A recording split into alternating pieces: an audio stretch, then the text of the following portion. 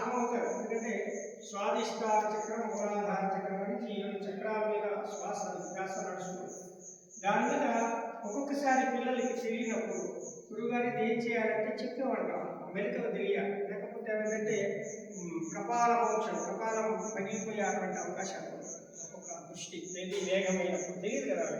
కాబట్టి ఈ శ్వాస నిశ్వాస కొలతలు, దీనికి ఒక కొలతలు ఉన్నాయి. 1000, 1400, 1500, 2000, 2500, 3000, 5000, 10,000, 9,000 ఇట్లా ఒక్కొక్క దానికి ఒక్కొక్క లెక్క ఉన్నది. ఆ లెక్క ప్రకారంగా మనం సహస్రాలు, ఆగ్నేయ నుంచి సహస్రాల చక్రం వరకు మనం ఎదిగినట్లయితే అది ధ్యానంలోనే తీసుకోవాలి.